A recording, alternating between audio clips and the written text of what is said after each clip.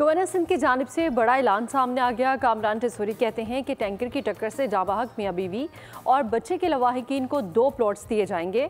उनका ये भी कहना था कि इंसाफ के लिए हर हद तक जाएंगे। कामरान टिसोरी ने कहा कि दुखी दिल के साथ ताज़ियत के लिए आया हूँ।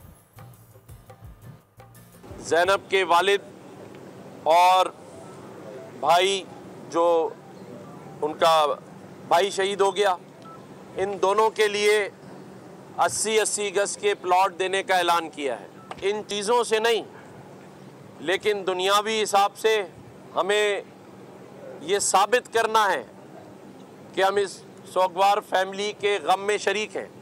मैं अल्लाह को हाजिर नाज़िर जानकर कहता हूँ कि इस ज़ैनब बेटी के वाक़े को मैं नहीं भूलने दूँगा। इंसाफ मिलने तक